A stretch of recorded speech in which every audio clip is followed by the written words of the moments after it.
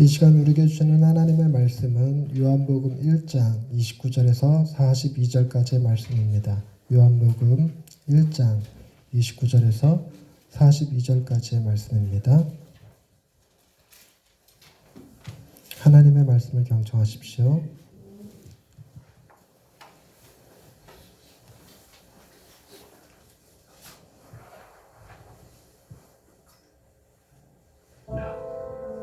이튿날 요한이 예수께서 자기에게 나오심을 보고 이르되, 보라, 세상 죄를 지고 가는 하나님의 어린 양이로다. 내가 전에 말하기를 내 뒤에 오는 사람이 있는데 나보다 앞선 것은 그가 나보다 먼저 계심이라 한 것이 이 사람을 가리키리라. 나도 그를 알지 못하였으나 내가 와서 물로 세례를 베푸는 것은 그를 이스라엘에 나타내려 합니다. 내가 보매 성령이 비둘기같이 하늘로부터 내려와서 그의 위에 머물렀더라. 나도 그를 알지 못하였으나 나를 보내어 물로 세례를 베풀라 하신 그 이가 나에게 말씀하시되, 성령이 내려서 누구 위에든지 머무는 것을 보거든 그가 곧 성령으로 세례를 베푸는 이인 줄 알라 하셨기에 내가 보고 그가 하나님의 아들이심을 증언하였노라. 또 이튿날 요한이 자기 제자 중 두 사람과 함께 서다가 예수께서 거니심을 보고 말하되, 보라, 하나님의 어린 양이로다. 두 제자가 그의 말을 듣고 예수를 따르고 예수께서 돌이켜 그 따르는 것을 보시고 물어 이르시되, 무엇을 구하느냐? 랍비여, 어디 계시옵니까? 랍비는 번역하면 선생이다. 와서 보라. 그러므로 그들이 가서 계신 데를 보고 그날 함께 거하니 때가 10시쯤 되었더라. 요한의 말을 듣고 예수를 따르는 두 사람 중에 하나는 시몬 베드로의 형제 안드레라. 그가 먼저 자기의 형제 시몬을 찾아 말하되, 우리가 메시아를 만났다. 메시아는 번역하면 그리스도라. 데리고 예수께로 오니 예수께서 보시고, 네가 요한의 아들 시몬이니 장차 게바라 하리라. 게바는 번역하면 베드로라.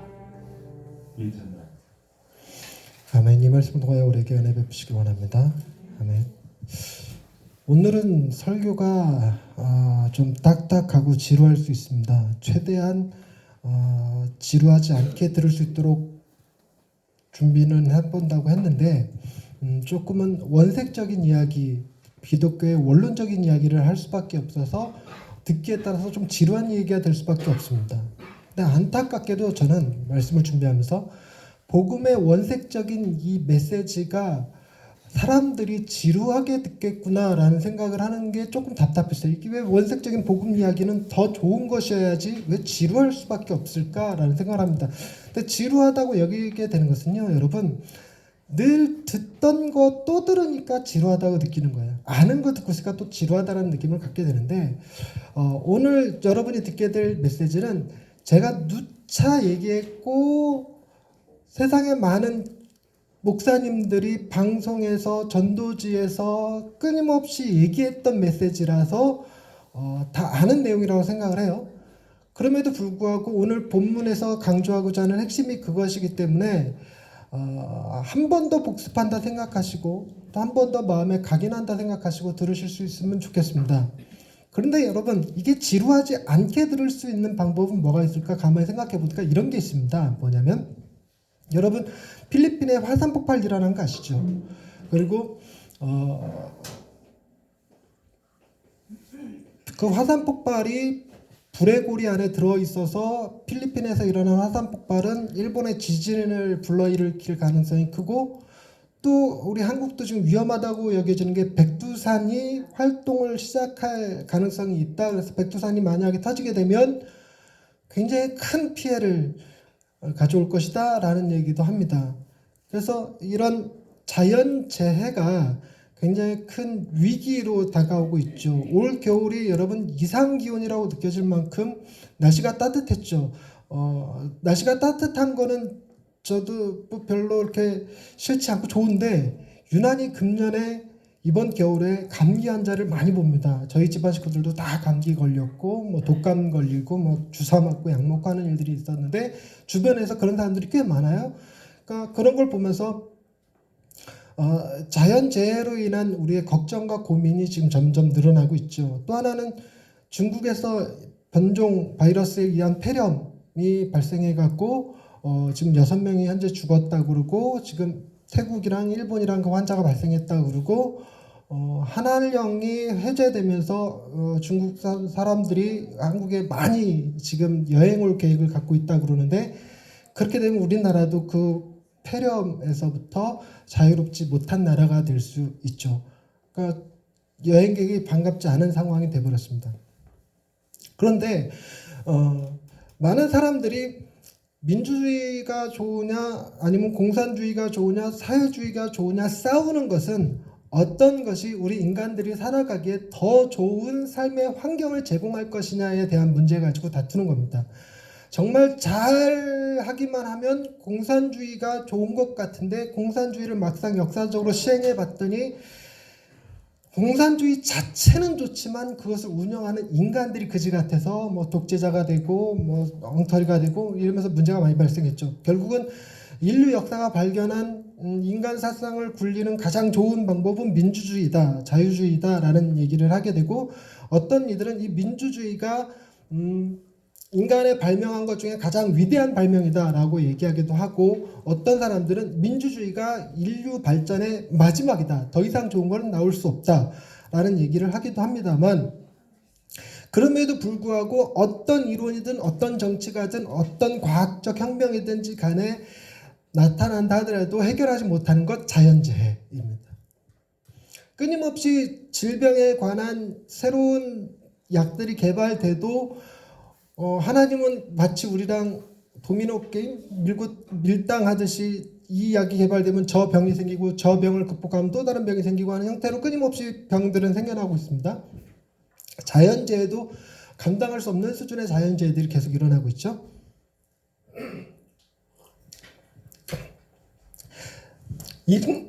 인간이 살아가기에 가장 적합한 정치체계, 사회체계와 더불어서 가장 완벽한 통제가 되는 자연, 가장 완벽하게 다스려지는 자연이 있다면 그건 인간이 살아가기에 가장 이상적인 사회가 되겠죠.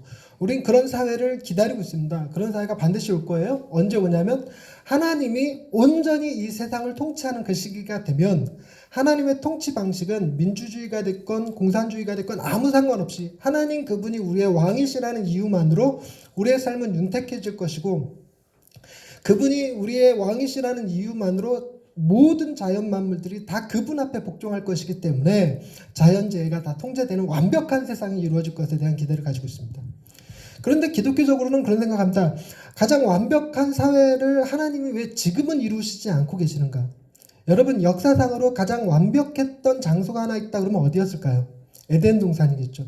에덴 동산은 옷을 입고 있지 않았어도 아담과 하와가 살아가기에 최적의 장소, 제일 아름다운 장소, 가장 완벽한 파라다이스를 이루고 있었습니다. 근데 그 파라다이스로부터 아담과 하와가 쫓겨나서 이 세상에 살게 된 이유는 무엇이었냐면 그들이 지은 범죄, 죄 때문에 그렇죠. 선악과를 따먹은 것 때문에 세상은 더 이상 인간들에게 호락호락하지 않습니다. 농사를 지으려고 해도 가시덤불을 내놓고 엉겅퀴를 내놓고 머리에 땀이 흘려야 먹을 수 있고 여자들은 해산의 고통, 애 낳는 고통을 경험해야 있고 하는 다양한 일들 더불어서 죽음이라고 하는 것이 인류 사회의 보편적인 현상이 되어버렸죠.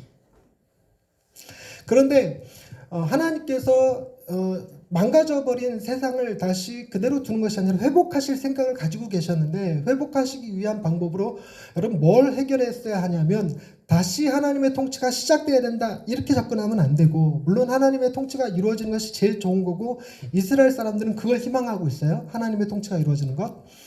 그러나 하나님의 통치를 가로막는 것이 하나 있었으니 그게 뭐였냐면 인간의 죄였습니다. 그러니까 죄의 문제를 해결해야 되는 거예요. 인간의 죄의 문제를 해결하기 위해서 하나님께서 이스라엘이라는 국가를 택하셔서 그들에게 율법이라고 하는 것을 줬습니다. 그래서 그 율법을 통해서 사람들이 죄를 다스리고 통제하고 하나님이 기뻐하시는 나라가 되기 위하여 애를 썼는데 여러분, 공산주의가 아무리 좋아도 누구 때문에 망친다? 인간 때문에 망친다. 동일하게 이스라엘의 율법이 아무리 좋은 걸 주셨어도 결국 그 율법은 누구 때문에 망가지게 돼 있냐면 인간 때문에 또 망가지게 돼 있습니다. 그것이 수차 구약에서 반복적으로 일어났던 하나님 앞에 범죄해서 하나님이 심판하시고 다시 회복하고 범죄하고 회복하고를 반복적으로 계속했던 것이 이스라엘의 역사였습니다. 그랬던 그들에게 지금 현재 로마의 지배를 받고 있는 상황에서 다시 한번 다윗이 일으켰던 이스라엘의 영광을 되찾기를 원하고 솔로몬이 보여줬던 그런 지혜가 나타나기를 원하고 하나님의 통치가 완벽하게 이루어지는 시온산, 예루살렘 성 이런 것들을 늘 꿈꿨는데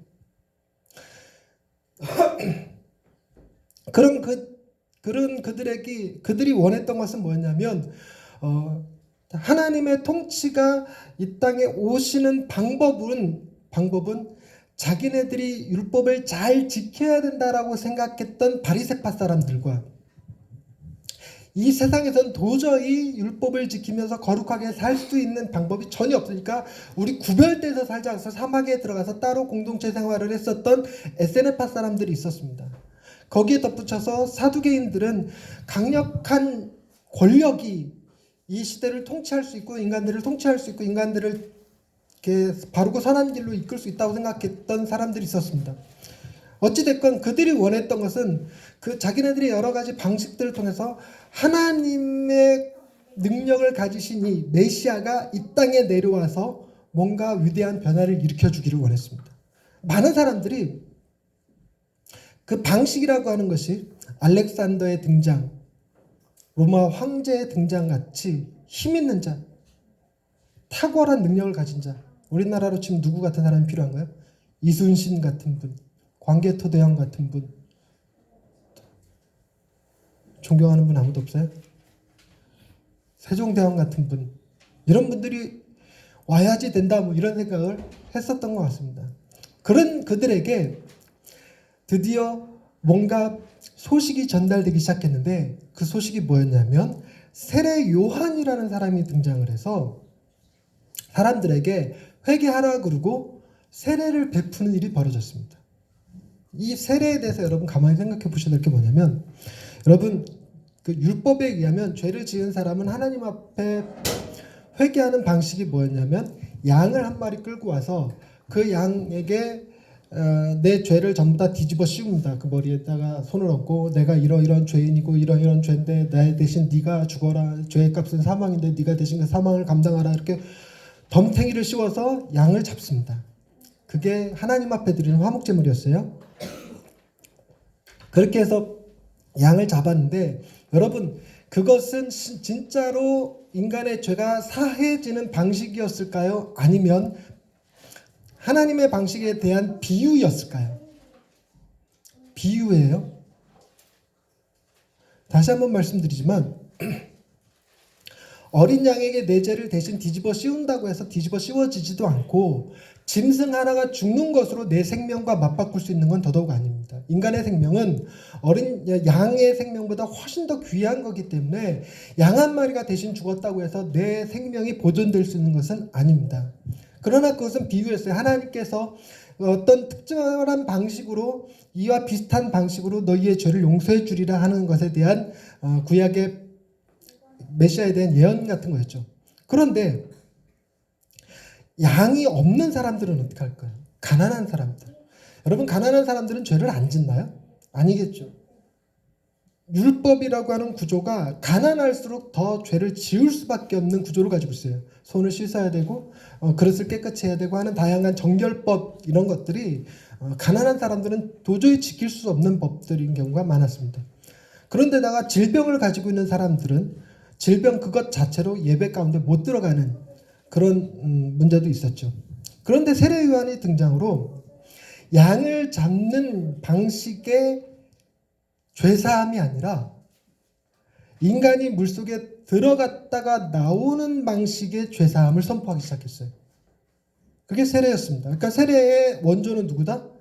세례 요한입니다. 과거의 구약에는 없었던 제도예요. 그런데 얼마나 간단합니까? 내가 아무것도 드리지 않아도 돼. 아무것도 가지고 있지 않아도 세례 요한이 말해주는 것이 진짜 참이기만 하다면 세례 요한은 병들었다고 안 받아줄지도 않고 로마 군인이라고 해서 안 받아주는 것도 아니고 이방인이라고 해서 안 받아주는 것도 아니고 누구나 다 어떤 처지와 형편에 있던지 누구든지 다 나와서 세례만 받으면 되는 거였어요. 그래서 그 세례를 받았는데 여러분 이 세례가 어린 양을 잡아서 바치는 제사와 세례 중에서 어떤 게 더 효력이 있는 행위였을까요? 둘 다 효력은 없습니다. 아무 효력 없어요. 여러분 양 잡아서 바치는 것이 내 죄를 사하지 못합니다. 그와 동일하게 세례를 받는 것 자체가 그걸로 내 죄가 사해지지 않아요. 그러니까 세례의 의미는 나는 과거에 죄를 지었던 나는 물속에 잠김으로 죽었습니다. 물속에서 나오면서 나는 다시 깨끗한 몸으로 살아났습니다. 라는 걸 의미하는 건데 물속에 이렇게 들어갔다가 나와갖고 그걸 한번 죽은 거라고 치면 우리는 거의 지금 현재 불사조로 살고 있는 거죠. 그러니까 상징에 불과합니다. 근데 세례 요한이 왜 이걸 상징적으로 이 행위를 표현했냐면 세례 요한은 그 행위를 통해서 오실 메시아를 전하고 싶었던 거예요. 그래서 오늘 본문 말씀 보십시다. 29절 말씀. 세례 요한이 예수님에 대해서 표현하는 표현을 보시는 거예요. 이튿날 요한이 예수께서 자기에게 나아오심을 보고 이르되 보라 세상 죄를 지고 가는 하나님의 어린 양이로다. 여러분 이 어린 양 개념 제가 좀 전에 말씀드렸던 제사와 관련돼서 어린 양 얘기해 드렸잖아요. 그러니까 그 어린 양은 뭐였냐면 인간의 죄를 대신 담당하고 제물로 죽는 존재를 의미합니다. 근데 그 양은 실제로 인간의 죄를 없애주지 못한다고 말씀드렸잖아요. 그런데 그 어린 양이 예표하던 사람, 우리를 정말 죄에서 구원해줄, 죄를 용서해줄, 그래서 인간의 죄가 사해지고 하나님의 통치가 우리를 다스리시는데 인간의 죄가 더 이상 걸림돌이 되지 않게 하는 그런 메시아가 올 것에 대한 상징이었는데 세례 요한은 예수님을 보고 바로 저분이 세상의 죄를 대신 지고 가는 하나님의 어린 양입니다 라고 얘기를 해준 거예요. 그랬는데 그 예수님에 대하여 30절에 보니까 다른 표현을 또 하나 쓰십니다. 내가 전에 말하기를 내 뒤에 오는 사람이 있는데 나보다 앞선 것은 여러분 말의 어감이 좀 안 맞죠? 내 뒤에 오는 사람인데 나보다 앞섰다. 저 같은 사람은 이런 걸 보면 약간 이건 말이 안 맞아요. 말도 안 되는 소리예요 라고 할 것 같아요. 근데 요한이 그걸 설명하면서 이렇게 얘기합니다. 그가 나보다 먼저 계심이라 한 것이 이 사람을 가리킵니다. 즉 예수님은 세례 요한보다 6개월 뒤에 태어나셨지만 이 세상에 온 순서가 아니라 실제로 존재했던 순서대로 예수님은 먼저 계셨던 분이세요.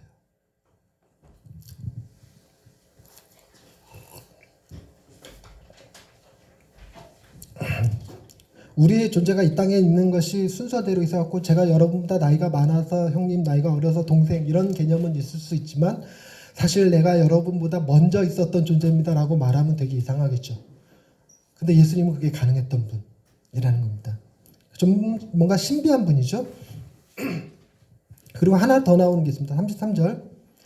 나도 그를 알지 못하였으나 나를 보내어 물로 세례를 베풀라 하신 그이가,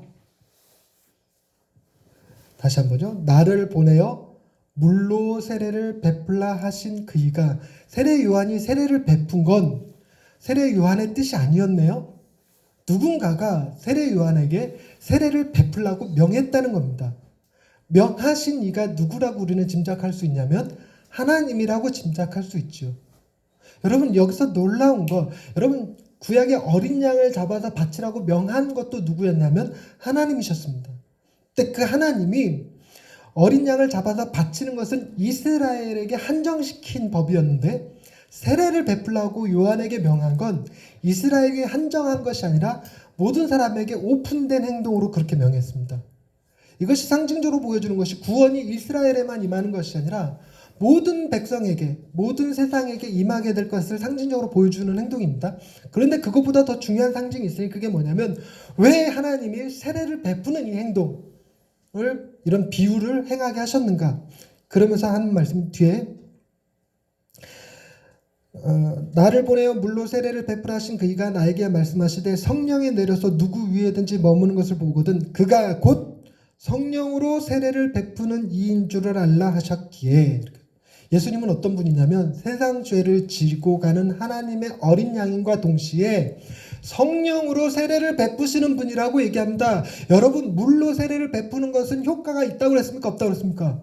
없어요. 여러분, 여기 세례 받은 사람 있고 세례 받지 않은 사람도 있는데 세례 받은 사람은 구원받고 세례 받지 못한 사람은 구원받지 못한다, 그런 게 전혀 없습니다. 세례는 하나의 상징에 불과합니다. 그런데 여러분들 중에 성령으로 세례를 받았다면 그 사람은 구원받을까요? 못 받을까요? 받겠죠.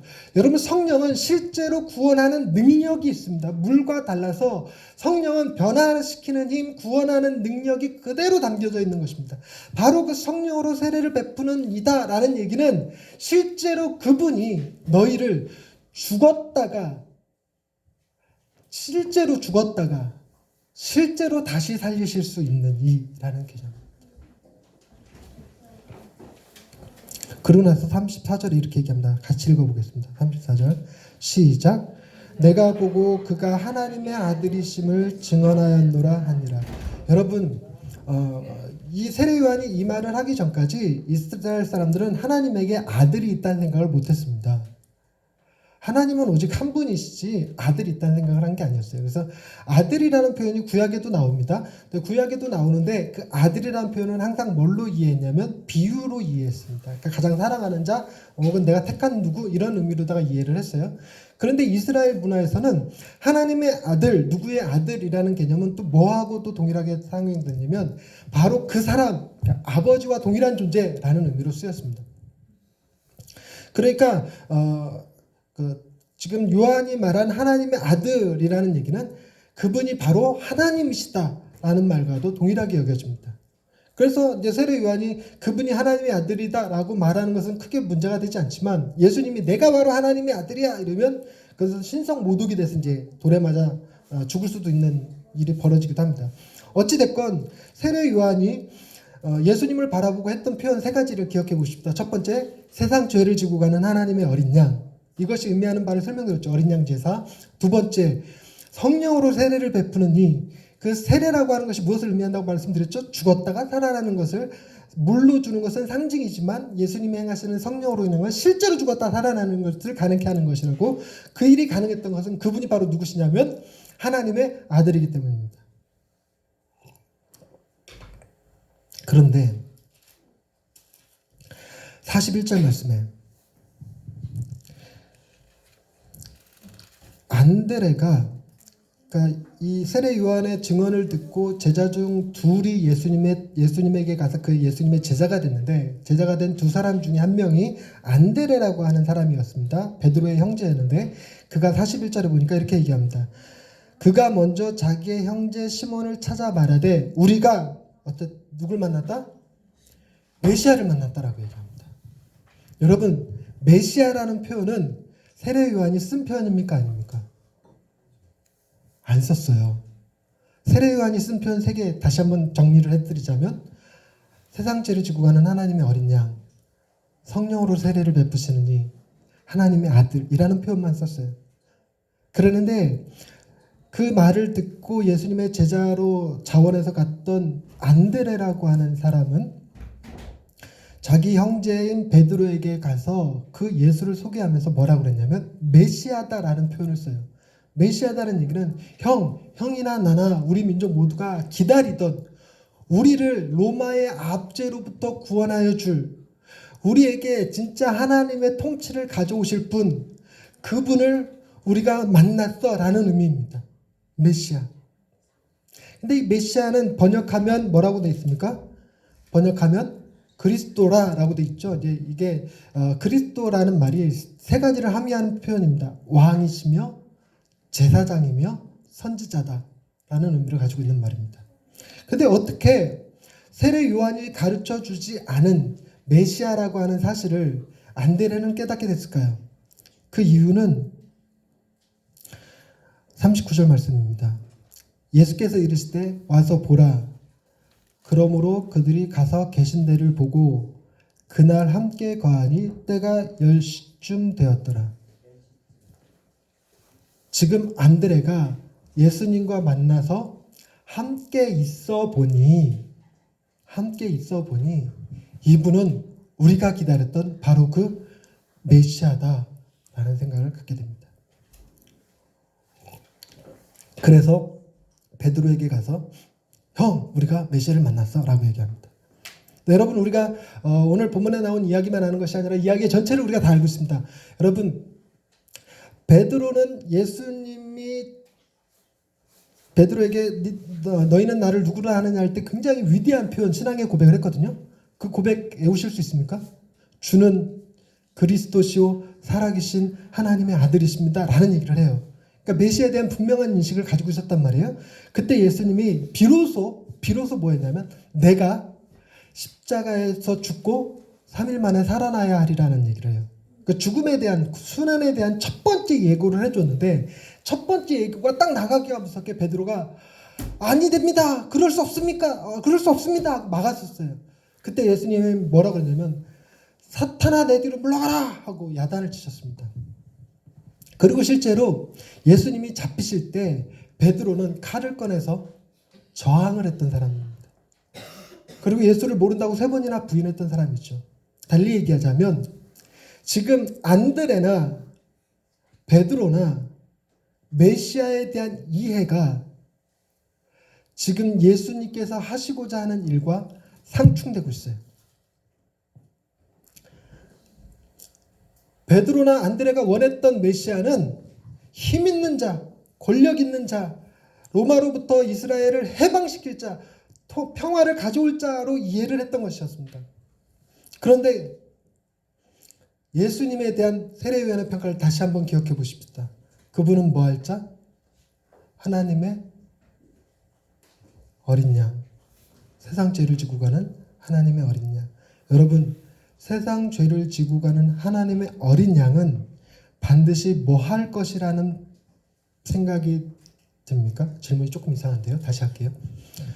세상 죄를 짊어지고 가는 어린 양이 있으면 이 어린 양이 살 거라고 생각합니까? 죽을 거라고 생각합니까? 죽죠, 당연히.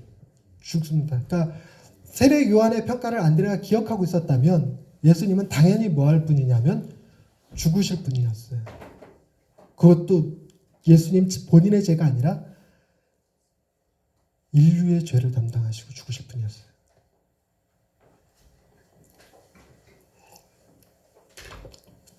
어린 양은 죄를 없애준다고 했습니까? 못 없애준다고 했습니까? 못 없애줘요. 이건 비유예요, 비유.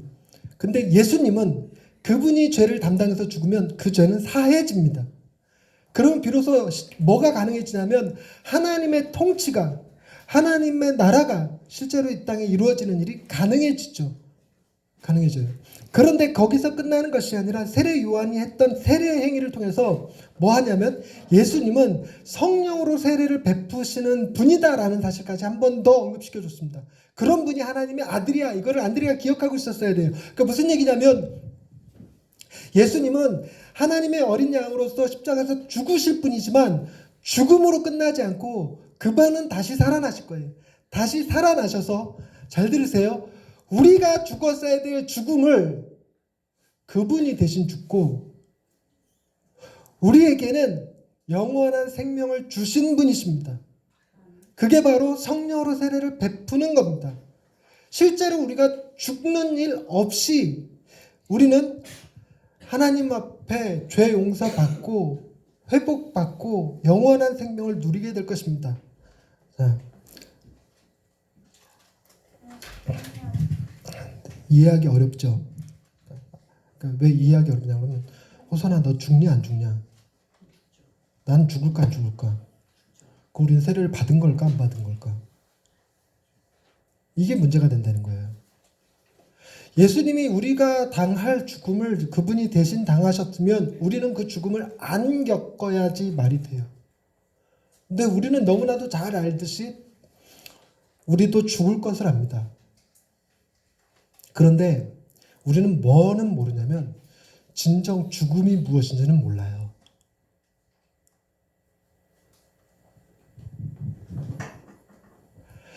여러분 죽음이 뭔지 아십니까? 죽어봤어야 알지. 안 죽어봤으니까 몰라. 그런데 우리가 죽는 죽음은 예수님께서 십자가에서 죽으신 죽음과 아주 명백하게 다른 점이 하나 있습니다. 그게 뭐냐면 죽음의 종류가 조금 여러 가지가 있을 수 있겠는데 꽃은 이렇게 화단에 꽂혀 있는 꽃은 죽은 겁니까? 사는 겁니까? 네? 삶과 죽음이 헷갈리기 시작했습니까? 화단에 있는 꽃은 죽은 겁니까? 산 겁니까? 살았죠. 근데 그것을 잘라서 꽃꽂이 해놓은 꽃은 죽은 겁니까? 산 겁니까? 죽어가고 있는 거면 죽은 거예요? 산 거예요? 산 거지, 산 거지. 아직은 안 죽었지. 근데 언젠가는 죽을 거야. 그렇다고 화단에 꽂혀 있는 꽃은 영원히 사나? 그것도 아니란 말이죠. 그러니까 이런 형태의 죽음도 있지만 그 꽃이 스스로 난 이제 죽었어 라고 여기는 것이 뭐냐면 향기를 잃어버렸어. 그럼 그것도 죽은 거죠. 내가 예를 제대로 못 들었나? 정민 씨는 산 거예요, 죽은 거예요? 살았죠. 근데 직장에서 잘리는 순간 이건 내가 살아도 산 게 아니야 라는 생각이 들 수 있겠죠. 근데 이거는 조금 우스갯소리처럼 들리지만 좀 더 심각하게 얘기하면 아내한테 이혼을 당했어. 아내를 너무너무 사랑했는데 아내가 딴 남자한테 확 가닥 돌아갔고 그러면 그때 느끼는 게 그러죠. 내가 살아도 산 게 아니야. 난 죽은 거야 라고 느끼는 죽음의 의미가 조금씩 다를 수 있습니다. 축구선수가 다리를 심하게 다쳐서 더 이상 축구를 못하게 되는 상황. 제가 제 삶의 낙을 설교하는 것에 뒀는데 더 이상 설교를 시켜주는 데도 없고 교회에서도 쫓겨나고 설교를 할 자리도 없고 그러면 나는 더 이상 살아도 산 게 아니라고 느끼는 게 있습니다. 인간이 죄를 범함으로써 하나님으로부터 벌 받는 형태로의 죽음은 그 코에서 이 호흡이 끊어지는 것을 의미하는 것이 아니라 하나님과의 관계가 단절되는 것을 의미했습니다. 그걸 죽음이라고 했어요. 여러분 하나님과의 관계가 단절된 것을 죽음이라고 그러면 하나님을 알지 못하고 살아가는 사람들은 산 겁니까? 죽은 겁니까? 네? 죽은 거죠. 죽은 거예요.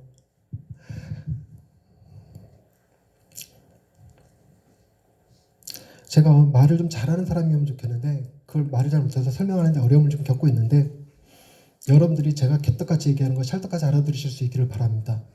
제가 여러분들을 여기서 출교시키면 더 이상 교회 나오지 마세요. 출교시키면 자기는 죽은 것 같은 느낌을 갖는 사람이 혹 있을 수 있을까요? 더 이상 교회 다니지 마십시오. 당신은 교회 다닐 자격이 없습니다. 이래버리면 하나님을 너무너무 사랑하는 사람은 그 관계가 하나님으로부터 버림받았다는 것 자체가 내가 잘려서 화분에서 잘려서 꽃꽂이에 꽃으로 이렇게 꽂혀 있어도 지금은 살아있는 것 같지만 시들어가면서 점점 죽을 거예요. 나는 죽을 수밖에 없는 존재. 이렇게 느껴지는 것. 그걸 죽음이라고 한다는 거죠. 실제로 딱 죽어버린 것을 말고. 예수님은 십자가 위에서 바로 그 관계 단절을 경험한 거예요. 하나님 어찌하여 나를 버리시나이까? 하나님으로부터 버림받는 경험. 그게 죽음이었다는 거죠. 그런데 예수님이 하나님 앞에 대신 버림당함을 경험하신 것 때문에 우리는 그분으로 인하여 뭐는 당하지 않냐면 죽는 순간에도 하나님께 버려지는 일은 없다는 겁니다.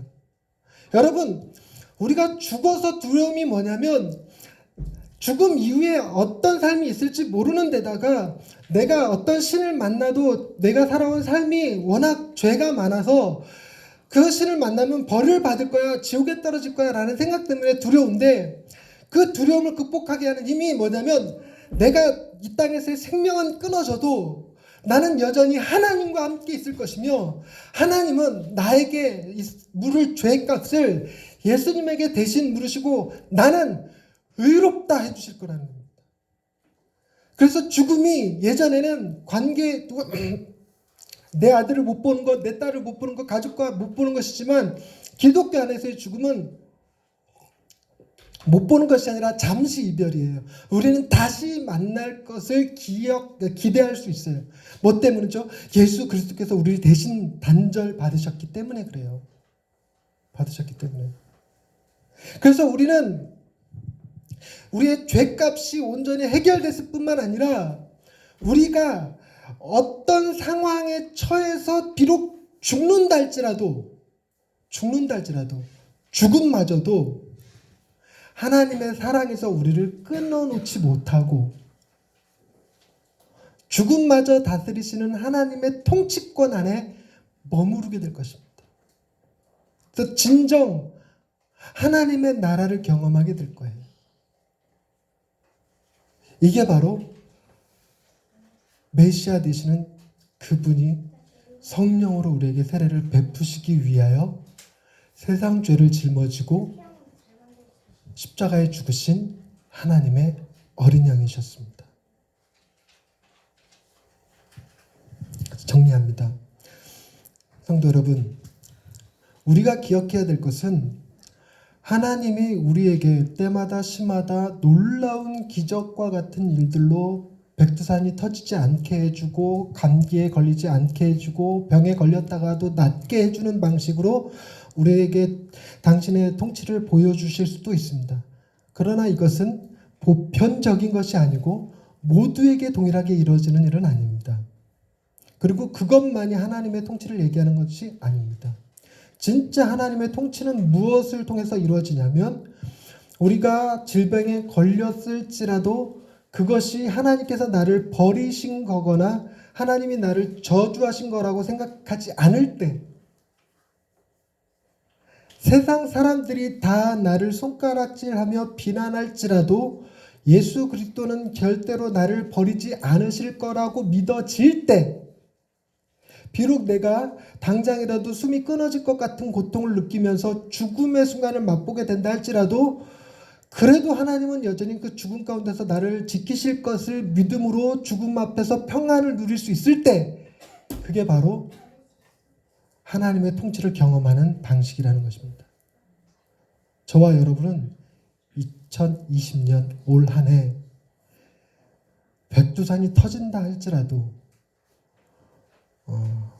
중국 폐렴이 온다 할지라도, 여러분들이 극심한 가난, 고통, 괴로움을 겪는다 할지라도, 세상이 알 수 없고 이해할 수 없는 하나님이 주시는 평강을 누리실 수 있게 되기를 주님의 이름으로 축원드립니다. 기도하십시다.